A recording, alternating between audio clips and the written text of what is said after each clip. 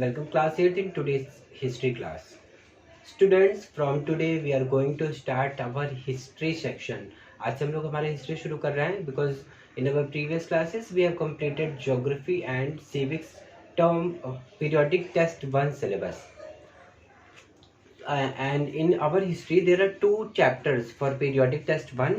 First, how, when and where, and second chapter, from trade to territory the company establishes power. And today we will start our first chapter, how, when and where. So let's start the chapter. This chapter is all about the dates. हम इस पूरे chapter में पढ़ेंगे कि how dates are important in history, किस तरीके से हमारे हिस्टोरियंस ने पीरियडाइजेशन किया हुआ है और क्या इम्पोर्टेंस है हमारे इस पीरियडाइजेशन की, and different sources of history. हम लोग पढ़ेंगे कि कौन कौन से डिफरेंट सोर्सेस हैं हमारे पास जो हमारे मॉडर्न हिस्ट्री को बताते हैं. मॉडर्न हिस्ट्री में जो भी चीज़ें हैं हमारी उनको कौन कौन से सोर्सेस के थ्रू हम समझ पाते हैं. ठीक है, तो ये सब कुछ हम हमारे इस पूरे चैप्टर में पढ़ेंगे. But before all that let's start with the first topic, how important are dates. Dates क्यों इम्पोर्टेंट है, किस तरीके से हमारे हिस्ट्री में डेट्स की इम्पोर्टेंस क्या है.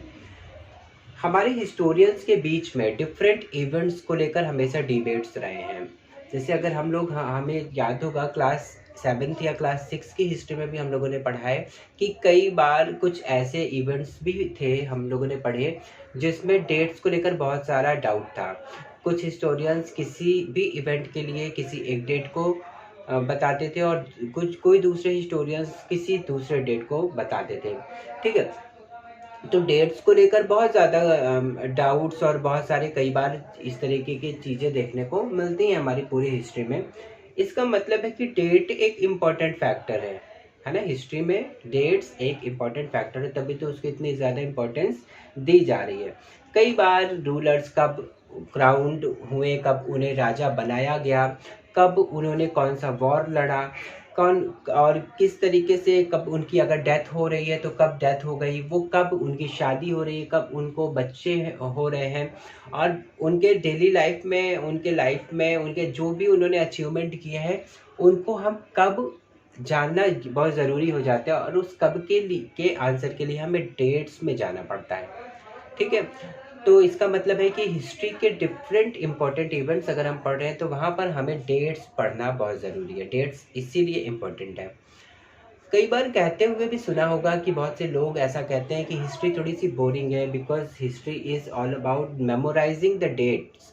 मेमोराइज करना पड़ता है डेट्स को, बहुत ज़्यादा लर्न करके रखना, रट के रखना पड़ता है हिस्ट्री के अंदर. पर ऐसा बिल्कुल नहीं है. हिस्ट्री में हम सिर्फ डेट्स को ही नहीं पढ़ते हैं. हम हिस्ट्री में क्या पढ़ते हैं, history is certainly about changes that occur over a time.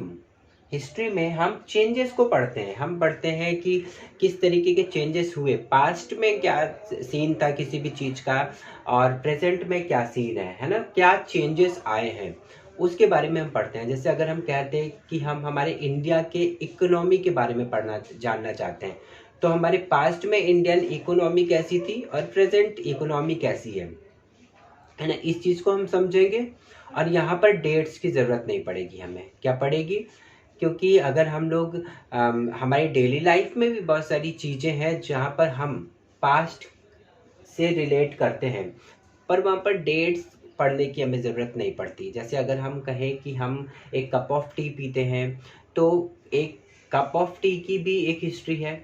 India में टी कैसे इंट्रोड्यूस हुई है ना, और किस प्रोसेस के थ्रू इतना ज़्यादा पॉपुलर हो गया टी इंडिया में, एक बेवरेज की तरह, एक पेय पदार्थ की तरह, ड्रिंक की तरह किस तरीके से वो इतना ज़्यादा पॉपुलर हो गया. तो इसके लिए तो कोई एक पर्टिकुलर डेट तो नहीं है कि किसी एक पर्टिकुलर डेट के दिन टी बहुत पॉपुलर हो गया होगा. ये एक प्रोसेस है ना. एक टाइम लगा इंडियंस को उस पूरे टेस्ट को लेने में, समझने में कि वो कितना टेस्टी है या उससे क्या रिफ्रेशमेंट मिल रही है, क्या किस तरीके का एंजॉय हो रहा है टी के थ्रू. या फिर अगर हम कहते हैं कि हम न्यूज़पेपर भी पढ़ते हैं तो हम देखते हैं कि न्यूज़पेपर के पीछे की भी एक हिस्ट्री है. कि न्यूज़पेपर कब किस तरीके से इंट्रोड्यूस हुआ, और किसी एक पर्टिकुलर डेट को पॉपुलर नहीं हो गया। हम ट्रेन में भी बैठ कर अगर जा रहे हैं तो हम देखते हैं कि ट्रेन से पहले हमारे यहाँ का क्या ट्रांसपोर्टेशन था। इस तरह के क्वेश्चन हमारे मन में आने चाहिए कि इससे पहले लोग कैसे जाते थे, कब रेलवेज की शुरुआत की गई, और भी बहुत सारी ऐसी चीज़ें। तो हम ये नहीं कह सकते कि हिस्ट्री कोई बोरिंग चीज़ है और हिस्ट्री हमारे किसी काम की नहीं है ना। क्योंकि हमारा आज का जो भी सीन है, चाहे हम रेलवेज को ले लें, चाहे हम टी का एग्जांपल ले लें, न्यूज़पेपर की को ले लें, ये सब कुछ जो आज हम यूज़ कर रहे हैं वो एक पास्ट के थ्रू आया है, एक प्रोसेस के थ्रू आया है जहाँ पर डेट्स नहीं है। क्योंकि ये एक लॉन्ग प्रोसेस के थ्रू मिली हुई चीज़ें हैं, इसलिए इनमें कोई किसी भी डेट की ज़रूरत नहीं है हमको मेंशन करने की, याद करने की, लर्न करने की। पर ये सारी चीज़ें हमारे लिए इम्पोर्टेंट है। हमारा आज का present political system, present economic system, present social system किस पर बेस्ड है? पास्ट के political, social and economic system पर बेस्ड है।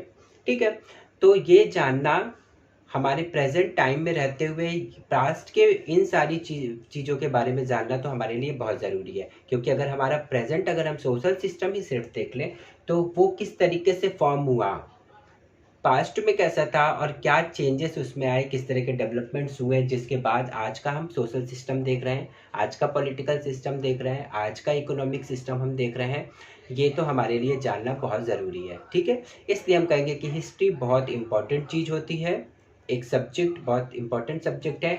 हमें हमारे पास्ट की स्टडी करना बहुत ज़्यादा ज़रूरी है अगर हम हमारे प्रेजेंट को बहुत अच्छे से समझना चाहते हैं तो। ठीक है, तो history is not only about the dates.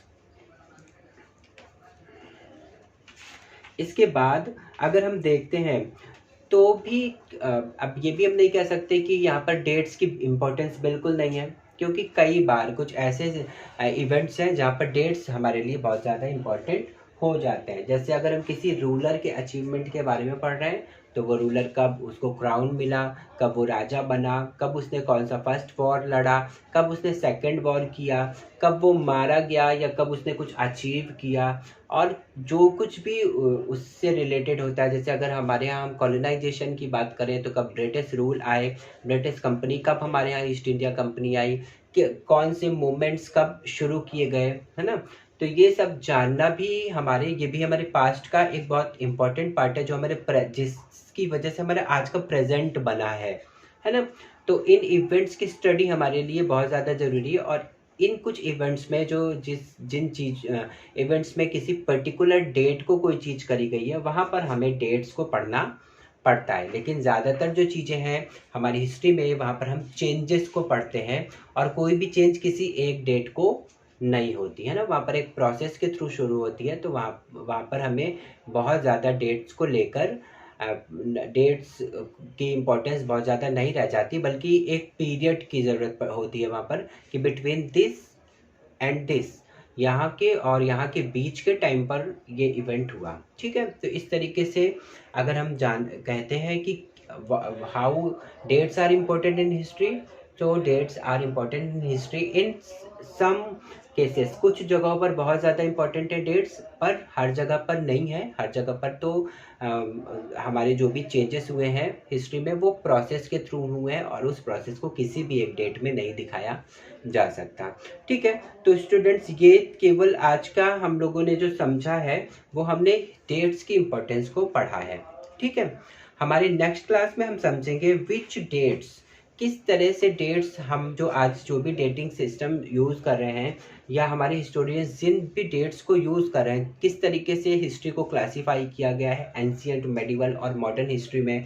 कौन से वो हिस्टोरियंस हैं, कौन से वो स्कॉलर्स हैं जिन्होंने इस तरीके का कैटेगरी बनाई हुई है, उनके बारे में समझेंगे। और साथ ही साथ में हम समझेंगे कि हाउ डू दिस पीरियडाइज, किस तरीके से ये पीरियडाइजेशन हुआ है, और जहाँ पर हम जेम्स मिल के पीरियडाइजेशन को पढ़ेंगे, जो एक ब्रिटिश पर्सन है, और इन्होंने किस तरीके से पीरियडाइजेशन किया है, किस तरीके से पूरे इंडियन हिस्ट्री को पीरियड्स में डिवाइड किया हुआ है। जैसे अगर हम समझना चाहें तो जेम्स मिल ने बताया था कि पूरी इंडियन हिस्ट्री को इन्होंने डिवाइड किया है Hindu, Muslim and modern history में। यहाँ पर हमारे यहाँ का जो एंशियंट हिस्ट्री है उसको इन्होंने हिंदू हिस्ट्री कहा है। जो हमारा मेडिवल हिस्ट्री है जो हम लोगों ने क्लास 7th में पढ़ा था उसको जेम्स मिल ने मुस्लिम हिस्ट्री कहा है। और जो उसके बाद का टाइम पीरियड है जहाँ पर जो भी एरा हम अभी पढ़ेंगे है ना ब्रिटिश के टाइम पीरियड को, उसको उन्होंने मॉडर्न कहा है। ठीक है, तो इस तरीके से अगर हम कहें कि एंशियंट हिस्ट्री को हिंदू हिस्ट्री कह दिया जाए तो क्या ये सही होगा? बिल्कुल सही नहीं होगा। क्यों? क्योंकि जब हम किसी भी टाइम की बात करते हैं तो वहाँ के हम ओवरऑल जो भी सीन है उसके बारे में बात करते हैं। जेम्स मिल के अकॉर्डिंग उन्होंने यहाँ पर जो देखा उन्होंने पाया कि एंशियंट टाइम पे जो रूलर्स थे वो हिंदूज थे। ठीक है, मतलब नॉन मुस्लिम्स थे, हिंदूज नहीं थे, नॉन मुस्लिम्स थे। इसलिए उन्होंने इस टाइम को एंशियंट टाइम को हिंदू पीरियड कह दिया। लेकिन अगर हम लोग ancient history Indian ancient history को देखते हैं तो हम पाएंगे कि वहाँ पर भी जो फर्स्ट रूलर या फर्स्ट डायनेस्टी हमारी इंडिया की बनी थी मगध, है ना, चंद्रगुप्त मौर्य ने जो बनाई थी। बाद में मौर्यन डायनेस्टी में जो अशोका आता है चंद्रगुप्त मौर्य के बाद, है ना, अशोका जो कि बुद्धिज्म को फॉलो कर लेता है। तो फिर बुद्धिज्म तो नॉन हिंदू हुआ ना, फिर हम इस टाइम पीरियड को कैसे हिंदू पीरियड कह सकते हैं? ठीक है, नॉन मुस्लिम्स अगर हम कहना चाहें तो शायद हम कह सकते हैं, लेकिन फिर भी नॉन मुस्लिम्स का मतलब हुआ कि क्या पूरी इंडिया उस टाइम पर नॉन मुस्लिम थी, है ना? क्योंकि जब हम हिस्ट्री पढ़ते हैं तो we just not study about the ruler, केवल हम रूलर के बारे में तो नहीं पढ़ रहे हैं, हम वहाँ के सिटीजन्स के बारे में भी पढ़ रहे हैं। तो क्या इस टाइम पर अगर रूलर्स को हम कह दिया कि नॉन मुस्लिम्स रूलर्स हैं तो क्या वहाँ के सिटीजन्स भी सारे नॉन मुस्लिम्स थे? ऐसा तो हो नहीं सकता है। पूरा इंडिया और चंद्रगुप्त मौर्य के टाइम पर तो उन्होंने इंडिया के बाहर के एरियाज को भी जीत रखा था। तो क्या वहाँ पर भी सारे के सारे लोग हिंदूज ही थे? नहीं थे। तो फिर हम इस टाइम पीरियड को हिंदू पीरियड नहीं कह सकते, है ना? तो इस तरीके से जेम्स मिल का बनाया हुआ ये जो पीरियडाइजेशन है ये एक्सेप्टेबल नहीं है। सेम वैसा ही उन्होंने मेडिवल टाइम को मुस्लिम पीरियड कहा। तो कुछ हद तक ये थोड़ा सा ठीक इसलिए लग रहा है क्योंकि इस टाइम पर जो हमारे रूलर्स आए, जैसे हमारा जब मेडिवल टाइम शुरू होता है वो स्लैव डायनेस्टी के साथ शुरू होता है। 7th क्लास में हम लोगों ने पढ़ा है। स्लैव डायनेस्टी शुरू हो रही है, तुगलक्स, सैयद्स और खिलजीज वगैरह हैं, फिर लोदीज आते हैं, देन मुगल्स आते हैं, है ना। सारे रूलर्स हमारे मुस्लिम्स हैं इस टाइम पर। लेकिन ये मुस्लिम इन्वेडर्स हैं, पर उस टाइम पर इंडियन सिटीजन्स जो हैं वो भी तो सारे मुस्लिम्स नहीं थे। हम सिर्फ हिस्ट्री में रूलर्स के बारे में तो नहीं पढ़ते हैं, हम तो वहाँ पर social changes, economic changes, political changes सब कुछ पढ़ते हैं। और ये सारी चीज़ किसी रिलीजन पे बेस्ड तो नहीं होती। किसी भी कंट्री की इकोनॉमी एक अलग चीज़ है और वहाँ का रिलीजन एक अलग चीज़ है। तो जब हम वहाँ पर सोशल, पॉलिटिकल, इकोनॉमिकल हर तरह की चीज़ें पढ़ रहे हैं तो वहाँ पर हम उस टाइम पीरियड को मुस्लिम पीरियड जैसे कैसे कह सकते हैं, है ना? जबकि मुस्लिम्स तो केवल उस टाइम पर रूलर्स थे, सिटीजन्स नहीं थे। ठीक है, मॉडर्न हिस्ट्री को हम मॉडर्न कह सकते हैं क्योंकि ये वो टाइम था जिस टाइम पर चेंजेस हो रहे थे। मॉडर्निटी हम समझते हैं ना कि मॉडर्न हम किस चीज़ को कहेंगे जहाँ पर चेंजेस हो रहे हैं, कोई भी चीज़ न्यू हो रही है। ठीक है, तो इस टाइम पर जो जेम्स मिल हैं हमारे, इनके अकॉर्डिंग तो थोड़ा सा चेंज हो रहा है यहाँ पर, क्योंकि इस टाइम पर एजुकेशन सिस्टम चेंज होता है। जब ब्रिटिश आते हैं यहाँ का पॉलिटिकल सिस्टम भी काफ़ी डेवलप्ड हो जाता है, पहले से ज़्यादा अच्छी सिक्योरिटी वगैरह हो जाता है, एडमिनिस्ट्रेशन अच्छा हो जाता है, कोर्ट्स वगैरह बहुत ही स्ट्रांग हो जाते हैं। इस टाइम पर जो ट्रेडिंग रिलेशनशिप है वो भी बहुत ही स्ट्रांग हो जा रही है। सोशल चेंजेस बहुत सारे होते हैं, जैसे सोशल एबल्स बहुत सारे थे, सती जैसी चीज़ें, विडो री मैरिजेस, चाइल्ड मैरिजेस, ये सब कुछ बहुत सारे इसमें भी चेंजेस होते हैं। तो डेवलपमेंट तो हो रहा था।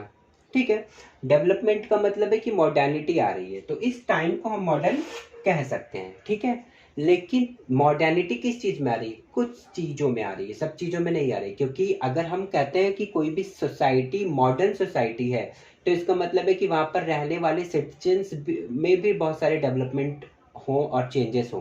पर क्या मॉडर्न टाइम में, जिस टाइम पर ब्रिटिश रूल था, हमारे यहाँ के सिटीजन्स मॉडर्न हो रहे थे?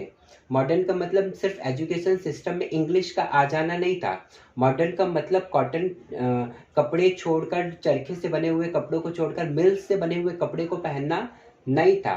मॉडर्न का मतलब ये चीज़ें नहीं थी कि वेदों और पुराणों को छोड़ के अब हम लोग थोड़ा सा मैथमेटिक्स और साइंस पढ़ना शुरू कर दिया था हम लोगों ने। मॉडर्निटी का मतलब था जहाँ पर फिजिकल मेंटली भी मॉडर्निटी आए, फ्रीडम हो, क्योंकि मॉडर्न सोसाइटी के जो फीचर्स हैं उनमें फ्रीडम, इक्वालिटी जैसी चीज़ें होती हैं जो हमारे मॉडर्न टाइम में नहीं थी, ब्रिटिश पीरियड में नहीं थी। क्या ब्रिटिश पीरियड में सारे सिटीजन्स को फ्रीडम था कि वो कुछ भी कर सके? क्या वहाँ पर इक्वालिटी थी? क्या वहाँ पर किसी भी इस तरह का कुछ भी बहुत अच्छा हो रहा था? नहीं हो रहा था। जो भी चीज़ें हो रही थी वो किसी पर्टिकुलर कम्युनिटी, पर्टिकुलर ग्रुप के साथ हो रही थी। यानी ब्रिटिशर्स केवल ब्रिटिशर्स को सुविधाएं दे रहे थे, ऑर्डिनरी इंडियन सिटीजन्स को नहीं। तो ये टाइम पीरियड जो है हमारा मॉडर्न टाइम जिसको कहा गया है जेम्स मिल ने, इनके अकॉर्डिंग इंडिया को अगर हम देखते हैं तो क्योंकि इस टाइम पर रेलवेज आ रहे हैं, इस टाइम पर न्यूज़पेपर्स प्रिंट होना शुरू हो रहे हैं, इस टाइम पर बहुत बहुत सारे टेक्नोलॉजीज आ रहे हैं, तो हम कुछ चीज़ों में जेम्स मिल के डेफिनेशन के अकॉर्डिंग इसे मॉडर्न कह सकते हैं। पर पूरे के पूरे इस टाइम पीरियड को हम मॉडर्न पीरियड नहीं कह सकते, या इस उस टाइम की इंडिया को हम मॉडर्न इंडिया नहीं कह सकते, क्योंकि मॉडर्न यहाँ पर जो वर्ड आ रहा है वो डेवलपमेंट जो हो रहा है वो सबके साथ नहीं हो रहा है। ठीक है, इसी तरीके से और भी कई सारे पीरियडाइजेशंस करे गए हैं, कई सारे क्राइटेरियाज बने हुए हैं। जेम्स मिल के अलावा हमारे और हिस्टोरियंस हैं जिन्होंने पूरी इंडियन हिस्ट्री को डिवाइड किया हुआ है। ठीक है, उसके बारे में हम हमारी नेक्स्ट क्लास में पढ़ेंगे। ठीक है, आई होप आज के क्लास में जो हम लोगों ने समझा वो सबको समझ में आ गया होगा। Clear? So students, in our next class we will discuss about how do we periodize and what is colonial. Okay, so now we'll meet in our next class. Till then, take care and have a nice day.